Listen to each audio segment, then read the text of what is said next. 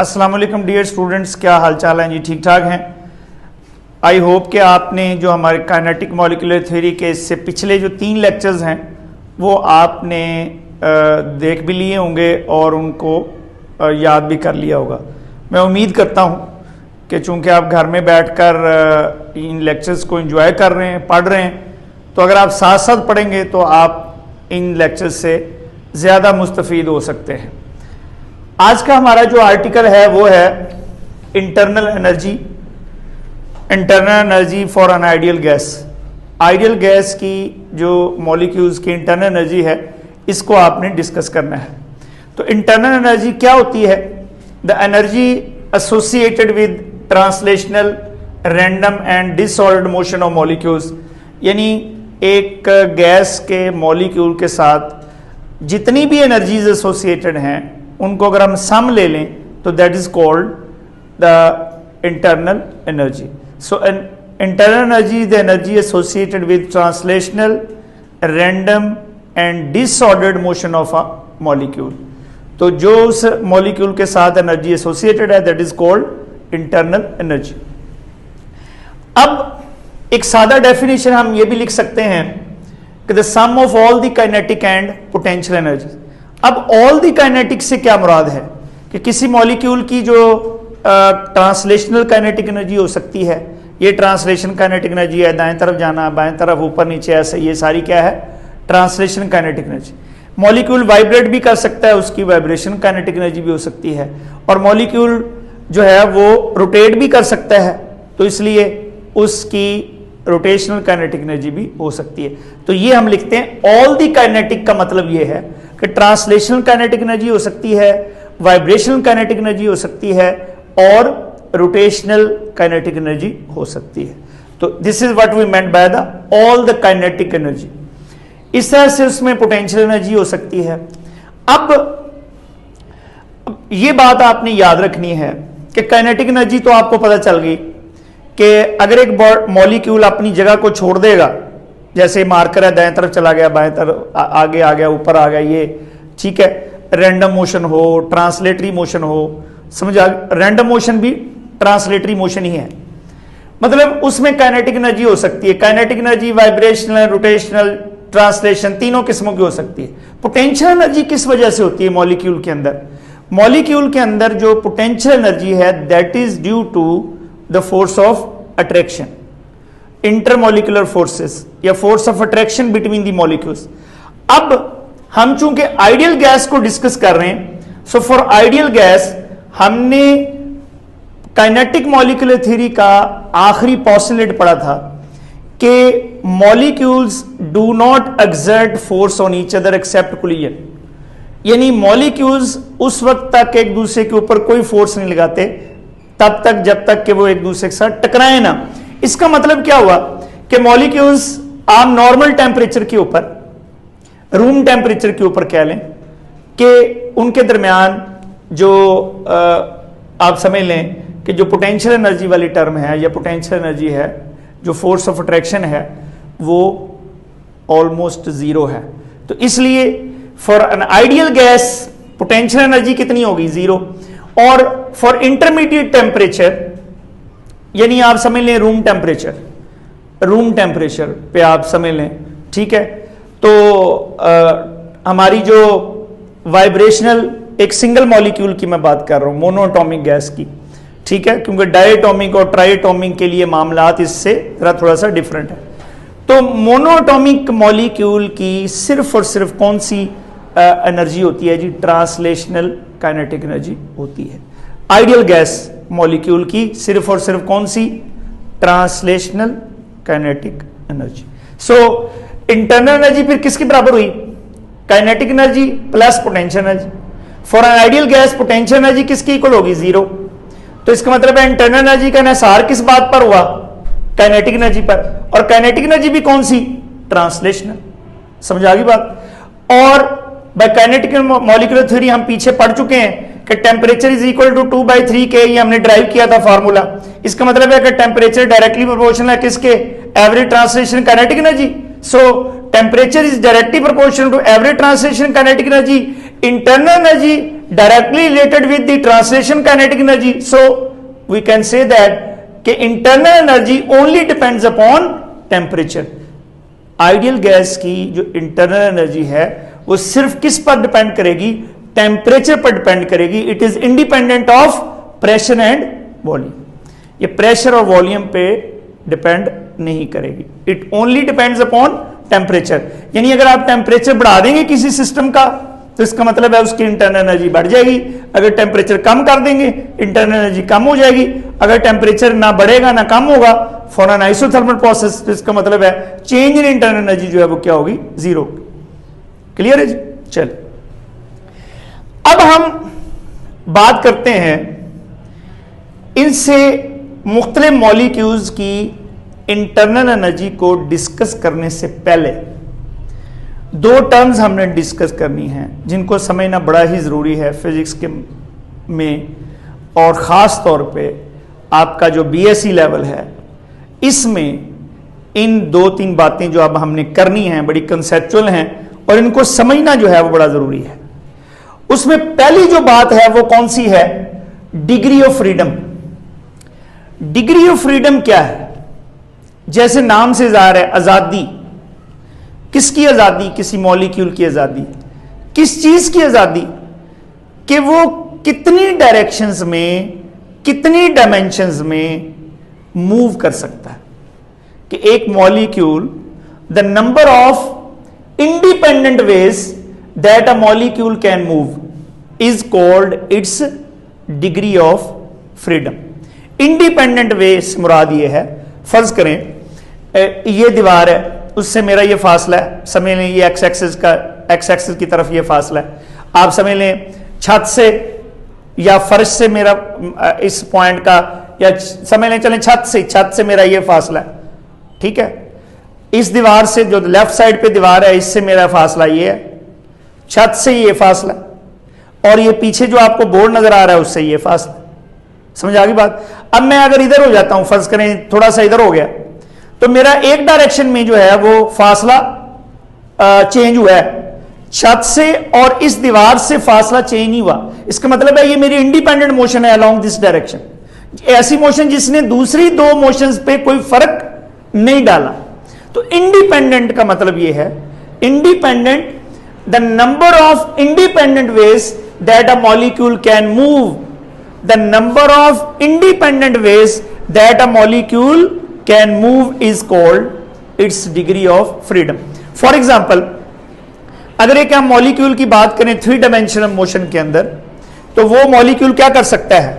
कोई भी मॉलिक्यूल, में ये मेरे पास एक मॉलिक्यूल है, ठीक है, ये मॉलिक्यूल क्या कर सकता है? अलोंग एक्स एक्सिस मूव कर सकता है, अलोंग एक्स एक्सिस मूव कर सकता है, अलोंग वाई एक्सिस मूव कर सकता है, अलोंग जेड एक्सिस मूव कर सकता है। तो इसका मतलब है थ्री डायमेंशनली एक मॉलिक्यूल जो है वो कितनी डायरेक्शंस में मूव कर सकता है? तीन। चलिए मैं एक और मिसाल देता हूं आपको, शायद उससे ज्यादा बेहतर समझ में आ जाए। सब में फर्ज करें कि रस्सी है, चलें ये रस्सी है, लेट से ये रस्सी है, इसके ऊपर आपने एक बंदे को यहां छोड़ना है। अब इसके पास एक ही रास्ता है कि वो इससे रस्सी के अलाउंग ही सिर्फ मूव कर सकता है, ऊपर दाएं या बाएं नहीं मूव कर सकता। इसका मतलब है कि एक रस्सी पर चलने वाले आदमी के लिए सिर्फ एक ही रास्ता है, एक ही इंडिपेंडेंट वे है जिसमें वो मूव कर सकता है। तो इसका मतलब है उसका डिग्री ऑफ फ्रीडम क्या हुआ? 1। समझ आ गई बात? प्लेन के अंदर एक मॉलिक्यूल या एक बॉडी जो है वो कितनी डायरेक्शंस में? 2 डायरेक्शंस में मूव कर सकती है। इसका मतलब है उसके डिग्री ऑफ फ्रीडम कितने हुए? 2। और इसी तरह से हमारे पास क्या हो सकता है जी, जो जैसे वो प्लेन की मैंने बात की, कैरम बोर्ड पे आपने कैरम कभी खेला होगा, उसमें वो आप वो जो स्ट्राइकर है उसको 2 डायरेक्शन में आप मूव कर सकते हैं। बात समझ में आ गई? लेफ्ट और सामने, ऊपर की तरफ। हाँ, एक्सेप्शनल केस हो सकता है कि आप ऐसी तेज मारें तो वो बेचारा जो स्ट्राइकर है वो दीवार के साथ या किसी से लग के ऊपर जा सकता है। बहरहाल वो एक एक्सेप्शनल केस है, लेकिन उसके जो डिग्री ऑफ फ्रीडम है वो कितने हैं? 2 हैं। रस्सी पर चलने वाले आदमी का डिग्री ऑफ फ्रीडम कितना है? 1 है। एक मॉलिक्यूल जो मोनोएटॉमिक मॉलिक्यूल अगर हम कहें तो उसके डिग्री ऑफ फ्रीडम कितने होंगे? 3, कि वो एक्स डायरेक्शन में मूव कर सकता है, वाई डायरेक्शन में मूव कर सकता है, जेड डायरेक्शन में मूव कर सकता है। अच्छा, डिग्री ऑफ फ्रीडम को एक और अंदाज में भी हम बयान कर सकते हैं, मसलन कि किसी भी बॉडी की या मॉलिक्यूल की जो इंटरनल एनर्जी है, इंटरनल एनर्जी जो है, उसके अंदर जितनी इंडिपेंडेंट टर्म्स आएंगी उस एनर्जी के अंदर, वो उसके डिग्री ऑफ फ्रीडम होंगे। ये आगे चल के हम बात करते हैं इस पे, ठीक है। तो लो जी, मोनोटॉमिक मॉलिक्यूल जो है, ये मोनोटॉमिक, यानी मोनोटॉमिक कौन सा? Helium, neon, argon, these are the monatomic molecules. अब मोनोटॉमिक गैस जो है, मोनोटॉमिक गैस जो है वो क्या कर सकती है? एक्स डायरेक्शन में मूव कर सकती है, वाई डायरेक्शन में मूव कर सकती है, जेड डायरेक्शन में मूव कर सकती है। तो उसके डिग्री ऑफ फ्रीडम कितने हुए? 3। अब आप कहेंगे सर ये रोटेट नहीं कर सकती, चलो कर लें, रोटेट करेंगी मॉलिक्यूल को, ये अपने एक्सिस के गिर्द रोटेट अगर करे तो इसका कि कोई बॉडी अपने एक्सिस के गिर्द अगर रोटेट करेगी तो उसका मुझे बताएं, उसकी रोटेशनल काइनेटिक एनर्जी क्या होगी? Half I omega square. अगर एक मॉलिक्यूल अपने एक्सिस के गिर्द रोटेट कर रहा है, मैकेनिक्स के अंदर आपने पढ़ा हुआ है कि उसकी रोटेशनल काइनेटिक एनर्जी क्या होगी? Half I omega square. और अगर एक मॉलिक्यूल अपने एक्सिस के गिर्द रोटेट कर रहा है तो उसका मोमेंट ऑफ इनर्शिया कितना होता है? 2/5 mr स्क्वायर। अगर हमारी जो काइनेटिक मॉलिक्यूलर थ्योरी है, इसका पहला पॉइंट क्या है कि we will consider the gas molecules as point masses. उन्हें हमने क्या कंसिडर करना है? पॉइंट मैसेज कंसिडर करना है। इसका मतलब है अगर एक पॉइंट जो है, आप एक उसका साइज, हम कहते हैं the size of the molecule is very very small, तो जब मॉलिक्यूल का साइज हम बहुत छोटा लेंगे तो उसका रेडियस क्या हो गया? बहुत छोटा। इसका मतलब है उसका मोमेंट ऑफ इनर्शिया क्या हो गया? बहुत थोड़ा। तो जब उसका मोमेंट ऑफ इनर्शिया बहुत थोड़ा हो गया तो इसका मतलब ये हुआ कि उसका मोमेंट ऑफ इनर्शिया अगर नेग्लिजिबल है तो उसकी जो रोटेशनल काइनेटिक एनर्जी है वो नेग्लिजिबल होगी। इट मींस कि मोनोएटॉमिक गैस, ये सिंगल मॉलिक्यूल की जो रोटेशनल काइनेटिक एनर्जी है वो हम नहीं लेते, रोटेशनल काइनेटिक एनर्जी हम नहीं लेते। और एक बात आपने बेटा याद रखनी है, चाहे कोई भी मॉलिक्यूल हो, मोनोएटॉमिक हो, डाइएटॉमिक हो, ट्राइएटॉमिक हो, कोई भी हो, उसमें जो वाइब्रेशनल काइनेटिक एनर्जी है वो हाई टेम्परेचर पे आती है। ठीक है, किस पे आती है? हाई टेम्परेचर पर, अबव 1000 केल्विन, अबव 1000 केल्विन। ये किसी कोने पर आपने इसको नोट कर लेना है, ठीक होगी बात। तो इंटरमीडिएट टेम्परेचर के ऊपर बिलो 1000 केल्विन जो है वो एक मॉलिक्यूल जो मोनोएटॉमिक मॉलिक्यूल है उसकी कितने डिग्री ऑफ फ्रीडम होंगे? 3। कितने डिग्री ऑफ फ्रीडम होंगे जी? 3। अच्छा, इसको और चलो लिख लें पहले जरा। हमारे पास ये देखें, ये डिग्री ऑफ फ्रीडम बेटा लिख लिया है, इधर लिखा हुआ the number of independent ways that a molecule can move is called its degree of freedom. तो हमारी मोनोएटॉमिक गैस के डिग्री ऑफ फ्रीडम कितने हुए? 3। No vibrational as well as rotational degree of freedom. सिर्फ और सिर्फ कौन सी है? ट्रांसलेशनल। याद हो गया? अच्छा, अब हमारे पास एक आपको मैं एक दिखाता हूं जी, मैंने इधर बना के रखा हुआ है। ये है डाइएटॉमिक मॉलिक्यूल। बेसिकली ये दो आलू हैं, ठीक है, लेकिन आपको समझाने के लिए मैंने लिए हैं। मसलन कोई भी जो एक आलू तो भाग गया, चलो इसको पकड़ लें पहले, ठीक है। ये जी, ये बेटा देखें जरा, इसको समझना जरा। हमारे पास ये इधर जरा समझें, एक मॉलिक्यूल ये है, एक मॉलिक्यूल ये है, इनके दरमियान ये डिस्टेंस है। जैसे डायटोमिक मॉलिक्यूल कौन सा होता है? डायटोमिक मॉलिक्यूल है ऑक्सीजन है, नाइट्रोजन है, हाइड्रोजन है। These are the diatomic molecules. इसमें 2 एटम है। सिंगल मोनोटॉमिक कौन सा होगा? Argon, helium, neon, single atom है, ठीक होगी बात। अच्छा, जब डायटोमिक मॉलिक्यूल यहां ये और ये इनके दरमियान बॉन्ड लेंथ है, क्या है जी? बॉन्ड लेंथ है। जो बॉन्ड बना हुआ है, कौन सा बॉन्ड होता है आमतौर पर? Covalent bond. तो ये कोवेलेंट बॉन्ड जो बना हुआ उसकी समझ लें लेंथ है। अब आप ये देखिए, ये मॉलिक्यूल है, ये मॉलिक्यूल क्या कर सकता है, एक्स एक्सिस के अलोंग मूव कर सकता है, ठीक है। अच्छा मैंने ये एक्स एक्सिस के अलोंग मूव कर सकता है, वाई एक्सिस के अलोंग मूव कर सकता है, जेड एक्सिस के अलोंग मूव कर सकता है, एक्स वाई और जेड। इसका मतलब है इसके 3 ट्रांसलेशनल डिग्री ऑफ फ्रीडम हो गए, यानी इसकी 3 तरह की ट्रांसलेशन मोशन होगी ना, इसमें 3 तरह की ट्रांसलेशन मोशन की काइनेटिक एनर्जी होगी, यानी एक्स एक्सिस की तरफ काइनेटिक एनर्जी, वाई एक्सिस की तरफ काइनेटिक एनर्जी, जेड एक्सिस की तरफ काइनेटिक एनर्जी। अब ये देखें, अगर ये मॉलिक्यूल आप ये देखें, फर्ज करें ये कौन सा वाई एक्सिस, ये कौन सा है जेड एक्सिस। अच्छा इसको मैं अगर वाई एक्सिस के गिर्द रोटेट करूं, ये देखें जी मॉलिक्यूल को वाई एक्सिस के गिर्द रोटेट किया जा रहा है, बात समझ में आई, वाई एक्सिस। तो अब इसका जो मोमेंट ऑफ इनर्शिया जो है वो कितना है, mr²। तो इसका जो रेडियस हम लेंगे या r लेंगे वो कहां से कहां तक लेंगे, इसके सेंटर से यहां तक, बात समझ में आ गई। मॉलिक्यूल का अपना रेडियस तो बहुत छोटा है, लेकिन इस बॉन्ड लेंथ की वजह से अब ये जो r बना है, ये जो यहां से देखो ना, यहां से लेकर यहां तक ये r बन गया ना, बात समझ में आ गई, ये सर्कल बन गया।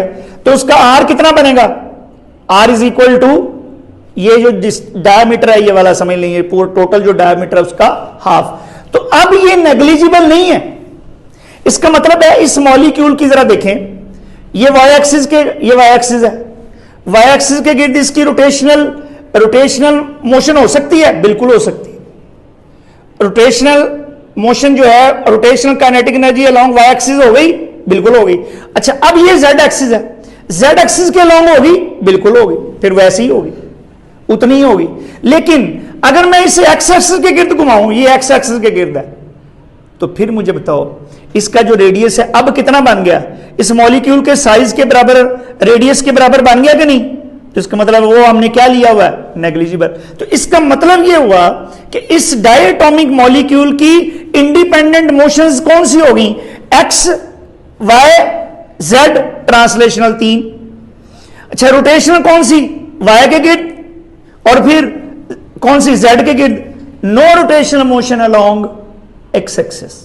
क्यों, कि उस वक्त उसका मोमेंट ऑफ इनर्शिया बहुत कम हो गया, मोमेंट ऑफ इनर्शिया जो है वो क्या हो गया, बहुत कम। बात अंडरस्टैंड की या नहीं, वेरी गुड। इसका मतलब ये हुआ, इसका बेटा मतलब ये हुआ कि डायटोमिक मॉलिक्यूल के जो डिग्री ऑफ फ्रीडम है वो कितने हो गए, 5। मोनोटोमिक मॉलिक्यूल के डिग्री ऑफ फ्रीडम कितने हो गए, 3। डायटोमिक के कितने हो गए, 5। अब इसके साथ अगर एक मॉलिक्यूल मैं और लगा दूं, ऐसे एक आलू आप दरमियान में आप समझ लें, एक ऐसे लगा दें ट्राइएटोमिक में या CH4 में, CH4 में कितने कार्बन के साथ कितने मॉलिक्यूल लगाने हैं, हाइड्रोजन के 4। बात समझ में आ गई। तो इसका मतलब है पोली, उसे हम पॉलीएटॉमिक कहेंगे, 2 से ज्यादा वाले को पॉलीएटॉमिक ही कहते हैं, ठीक है। 2 से 2 तक तो डायटोमिक, जो ट्राइएटॉमिक मॉलिक्यूल है या पोली 4 है उसमें 5 है, उनको हम क्या बोलेंगे, पॉलीएटॉमिक कहेंगे। अब पॉलीएटॉमिक का देखो बेटा, एक्स वाई जेड 3 हो गए, अब एक्स वाई एक्सिस के गिर्द 4, फिर जेड एक्सिस के गिर्द 5। तो अब जब आप, ये बॉन्ड लेंथ भी तो है ना, जब एक्स एक्सिस के गिर्द आप ऐसे करेंगे ऐसे, तो ये जो मॉलिक्यूल इधर है वो ऐसे मूव करेगा कि नहीं, बात समझ में आ गई ना। तो फिर हमारा रेडियस जो है, जो आर है, मोमेंट ऑफ इनर्शिया की वाली टर्म जो है वो नेग्लिजिबल नहीं रहेगी। तो इसका मतलब है रोटेशनल मोशन ट्राइएटॉमिक मॉलिक्यूल की कितनी होगी, 3। ट्रांसलेशन कितनी होगी, 3। तो टोटल डिग्री ऑफ फ्रीडम कितने हो गए, 6। तो फिर याद कर लें, मोनोटॉमिक के डिग्री ऑफ फ्रीडम 3, डायटोमिक के 5 और ट्राइएटॉमिक या पॉलीएटॉमिक के 6। लेकिन ये बात आपने ज़हन में रखनी है कि these are the degree of freedom under 1000 kelvin. अगर 1000 केल्विन से हम ज्यादा करेंगे टेम्परेचर, तो फिर जो डिग्री ऑफ फ्रीडम है वो वाइब्रेशनल मोशन फिर हम इग्नोर नहीं कर सकते, फिर मॉलिक्यूल्स का टकराव बहुत ज्यादा होगा आपस में एट वेरी हाई टेम्परेचर। तो फिर 2 डिग्री ऑफ फ्रीडम हर एक में और ऐड कर लीजिएगा, 2 हर एक में और ऐड कर लीजिएगा। अभी हमने सिर्फ क्या करना है, इंटरमीडिएट टेम्परेचर के ऊपर 1000 केल्विन से नीचे तक की बात करनी है। तो उस नीचे तक में जो ट्रांसलेशन मोशन जो मोनोटॉमिक, डायटॉमिक और पॉलीएटॉमिक गैस के जो नंबर ऑफ डिग्री फ्रीडम कितने हैं? 3, 5 और 6। लेकिन एक और आप लिख लो जरा किसी कोने पर एक और बात, अगर ये 1000 केल्विन से टेम्परेचर तो नीचे ले जाएं, लेकिन अगर आप ये टेम्परेचर 100 केल्विन से नीचे ले जाएं, यानी ये बात 100 केल्विन से ऊपर और 1000 केल्विन से नीचे तक की बात हमने सारी की है। ये जो अभी बोर्ड पे जो लिखा हुआ है ये भी 100 केल्विन से ऊपर और 1000 केल्विन से नीचे तक की बात है। लेकिन अगर 100 केल्विन से और नीचे आ जाएं तो फिर सारी गैसेस में ना रोटेशनल काइनेटिक एनर्जी रहती है और ना वाइब्रेशन, तो पहले नहीं है। बात समझ में आ गई? तो इसलिए फिर तमाम गैसेस के डिग्री ऑफ फ्रीडम कितने होंगे? 3। सिर्फ ट्रांसलेशन मोशन हो सकती है। ये कब है? 100 केल्विन से नीचे। तो हम ये सारी कहानी जो मैंने बोर्ड पे लिखी हुई है ये 100 केल्विन से ऊपर और 1000 केल्विन से नीचे, यानी लो टेम्परेचर हम आम बात कर रहे हैं। क्लियर है? ठीक है। इस वीडियो को आपने 1-2 दफा देखना है, फिर आपको ये बातें मेरी समझ में आएंगी। ठीक है। अगर कोई बात ना समझ में आए तो आप मुझे जो है वो YouTube चैनल के ऊपर जो जहां पर हम वीडियो अपलोड करेंगे वहां मैसेज के जरिए से भी पूछ सकते हैं। ठीक है जी। अब देखो डिग्री ऑफ फ्रीडम समझ में आ गया। अब इधर वापस आओ। इंटरनल एनर्जी बेटा किसी भी मॉलिक्यूल की किसके बराबर हम ले रहे हैं? ट्रांसलेशन काइनेटिक एनर्जी है सिर्फ किसमें? मोनोटॉमिक गैस के अंदर। तो मोनोटॉमिक गैस कैसे? एक्स एक्सिस के अलोंग, वाई एक्सिस के और जेड एक्सिस के। इसका मतलब है कि इसमें कितने डिग्री ऑफ फ्रीडम हुए? 3। अच्छा, डिग्री ऑफ फ्रीडम को ना एक और अंदाज में भी हम डिफाइन कर सकते हैं कि इंटरनल एनर्जी के अंदर जितनी टोटल नंबर ऑफ टर्म्स बनेंगी वो उसके डिग्री ऑफ फ्रीडम कहलाएगी। बात तो एक ही है।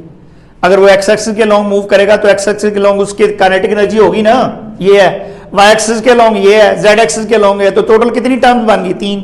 तो वो उसकी डिग्री ऑफ फ्रीडम होगा। तो कितने डिग्री ऑफ फ्रीडम है? 3। अच्छा, हमने जो फार्मूला ये मॉलिक्यूल, एक मॉलिक्यूल की ट्रांसलेशन काइनेटिक एनर्जी यहां से क्या आएगी? इसको इधर ले आए 3kT/2, यानी ये काइनेटिक एनर्जी आ गई किसकी? एक मॉलिक्यूल की। अब एक मॉलिक्यूल के डिग्री ऑफ फ्रीडम कितने हैं? 3। इसका मतलब है एक मॉलिक्यूल के अंदर टोटल ट्रांसलेशन काइनेटिक एनर्जी कितनी है? 3kT। तो इसका मतलब है उसमें डिग्री ऑफ फ्रीडम कितने हैं? 3। तो एक के हिस्से में कितनी आई? 3 × 1/kT आ गई ना। तो एक के हिस्से में कितनी आई? ½ kT। इस बात को, इसका मतलब है अलोंग एक्स एक्सिस उसकी काइनेटिक एनर्जी कितनी है? ½ kT। अलोंग वाई एक्सिस कितनी है? ½ kT। अलोंग जेड एक्सिस कितनी है? ½ kT। तीनों में कितनी है? 3/2 × kT। बात समझ में आई? इसी से हम एक लॉ डिफाइन करते हैं जिसको हम कहते हैं law of equipartition of energy. और वो ये है कि नेचर जो है, नेचर, कुदरत, वो तमाम डायरेक्शंस के अंदर तमाम डिग्री ऑफ फ्रीडम्स के अलोंग सेम एनर्जी डिस्ट्रीब्यूट करती है। किसी भी मॉलिक्यूल की किसी भी, चाहे वो रोटेशनल, उसकी रोटेशनल डिग्री ऑफ फ्रीडम है, ट्रांसलेशनल डिग्री ऑफ फ्रीडम है, किसी एक डिग्री ऑफ फ्रीडम के अलोंग एनर्जी जो है वो क्या होगी? सेम होगी, सेम होगी। और एक डिग्री ऑफ फ्रीडम के, यानी एक के हिस्से में, एक मोशन के हिस्से में कितनी एनर्जी हिस्से में आएगी जी? ½ kT आएगी। कितनी आएगी? ½ kT। तो इसमें देखें एनर्जी पर मॉलिक्यूल कितने डिग्री ऑफ फ्रीडम है? 3।